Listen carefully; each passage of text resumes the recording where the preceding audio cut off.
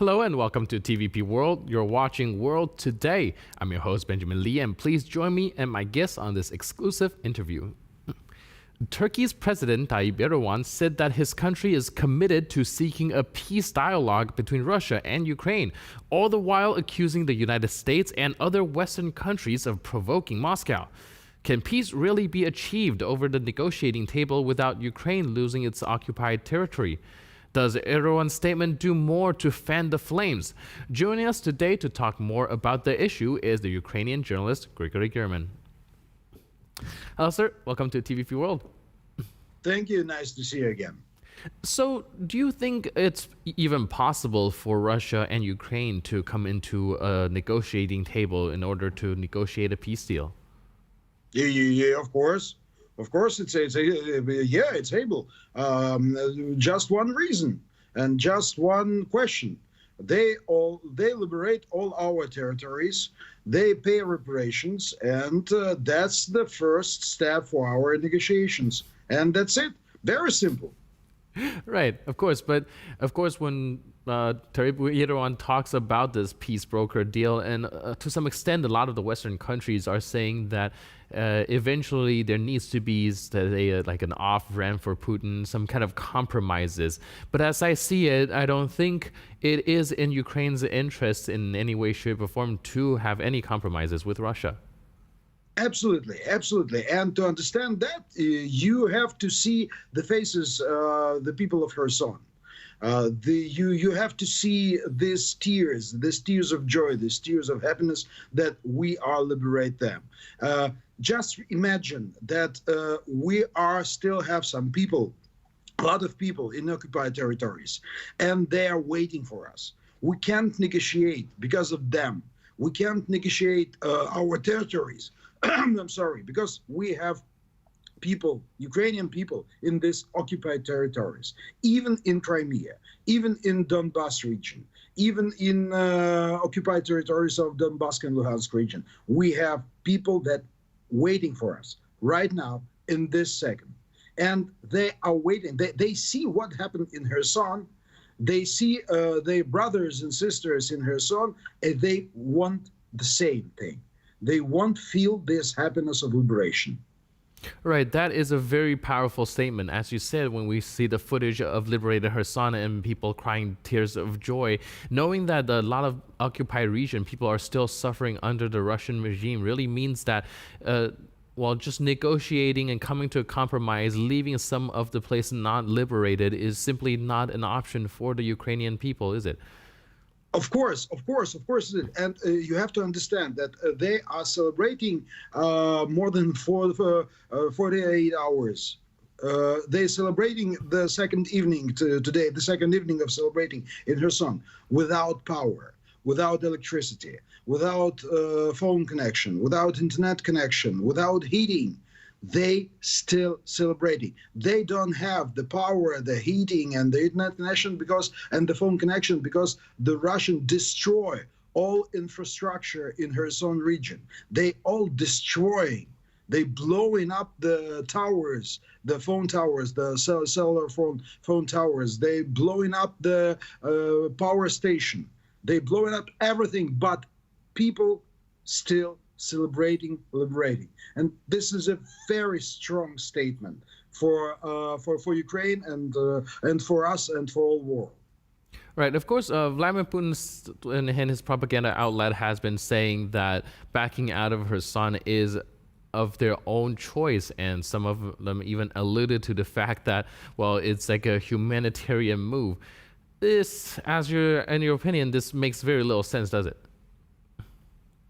Absolutely, it makes no sense at all, because they are signing this region as a territory of Russian Federation. This is absolutely crazy, and this is not meaning at all for all world and for Ukraine too. But they sign it, and they make these humanitarian moves. Actually, it's absolutely not humanitarian moves. They're trying to save some soldiers. They're trying to save some forces to move them in another part of front. in the front line. They are trying to attack Ukrainian forces near Vuhledar, near Svatovo. They have the critical situation there, and they have to move these forces from this region, from right banks of Dnipro River, and they have to do this. It's not a humanitarian. It's actually absolutely military move. Right. And when we talk about negotiation with Russia, it's signing peace deals, signing this, signing that, and all those documents that are being signed, of course, one cannot stop it related to the grain deal that was signed not long ago, brokered by the UN, where Russia tried to walk back on it. Of course, eventually they did take a U-turn on it, but it really shows that the Russians aren't really capable of keeping their words, and they would just kind of flip-flop on a decision that they came up with. So do you think that's a very good indication of what eventually the Russians will do if we go to the negotiation table and some deals being struck? This grain deals, it's the great sign of weakness of Russia's Federation. That's it. We can't talk about can we believe the Russians? No, of course, no. After 24th of February, we can't believe Russians at all. When they open their mouth, they lying. It's always be. And it's right now like this. But this grain deal, you hit our Black Sea Fleet and we quit this grain deal. Okay, that's it. Thank you. No, we can return to this grain deal. Okay, Ukraine is not negotiating with Russia. Ukraine negotiates with Turkey and the United Nations. And Russia, it's a problem of Turkey and the United Nations. And you know that Turkey is always have forces in this region, in Black Sea region. And now the Turkey Navy see that Russia is weak in this region, very weak, and will be weaker than right now, because we are trying to make our, as you know, drone fleet, and we'll make it, and will destroy all Black Sea Fleet in Sevastopol, in Equatoria, and it will be, and Russia know it, and Turkey know it, and this only sign of Russian weakness in the front line, in the Black Sea, and other regions. Yeah. There's a lot of voices coming from the Western world, especially parts that are farther away from the conflict, saying that eventually some kind of a peace deal needs to be brokered and some type of compromise needs to be struck. A lot of them seem to believe that something down the middle should be pursued. Of course, as we were saying, this is simply not an option for the Ukrainians that are still stuck in a region occupied by the Russians. But where do you think these type of thoughts in the Western world come from? Is it just from ignorance, or are there other motives? I don't know actually the motives. And I know the motives. They're trying to taking back peace. They're trying to taking back this peace world with the negotiations, with the tradings through the borders. They're trying to do something like this. But we have actually one proposal for these peacemakers. Let's make the deal. You propose your territories to Russia, and we change it for Ukrainian territories. And Russia's troops going out from Ukrainian territories and going to your territories.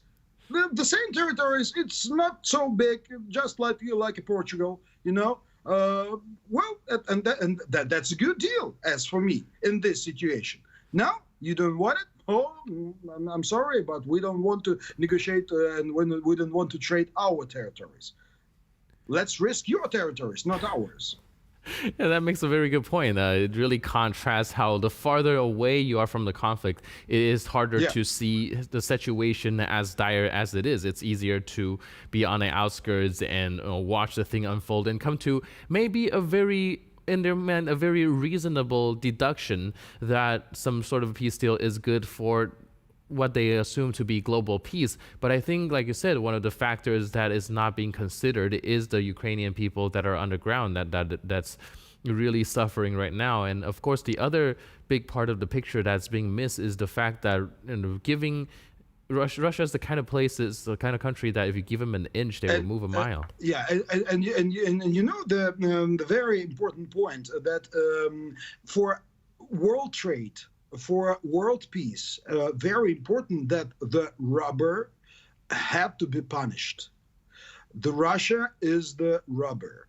The Russia is the aggressor, and the aggressor have to be punished. When the Russia will be punished, all aggressors, all regimes in the world, simple like Russia, they just think twice. Then they want to aggress to some neighborhood and countries. And this is the key. This is the key for a peaceful and tradeful world. Not to negotiate with Russia and like in Munich in 1938, yeah, you just remember that.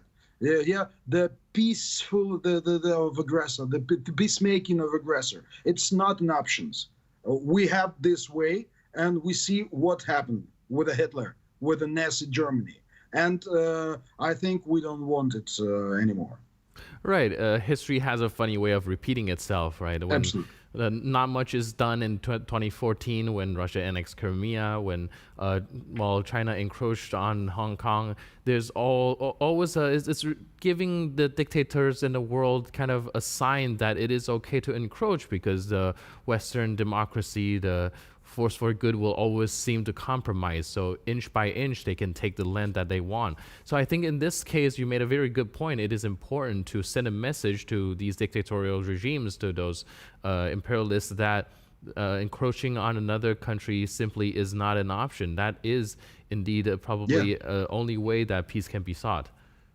It always in the civil law, the punisher, the raper and the thief have to know they will be punished, and he will be punished, and this is the key of civil law, of criminal law, and the same thing in this world with the dictators, with the rapers, and with the robbers of territories all over the world. It's not only Ukraine. If the Iraqi want to take some lands from their neighbors, they have to know that they will be punished, and it's I mean all countries in the world. Yeah. And as winter is approaching, a lot of countries are starting to have a bit of issue with energy. Do you think that would unfortunately help the support that is going to Ukraine, or do you think the Western allies are now have a boost in morale due to the fact that Ukraine is able to take back Kherson?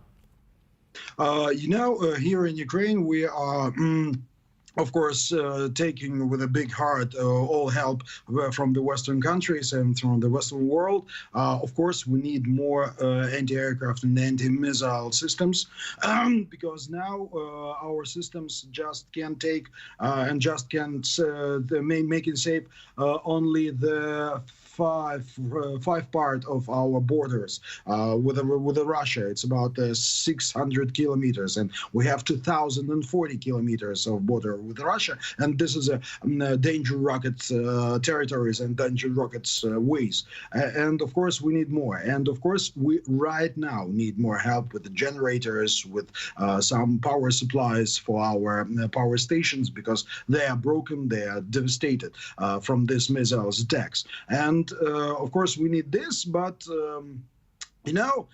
I just want to say we need to develop our country after the victory. We need to rebuild our country right now, like a power system or a critical infrastructure here in Ukraine.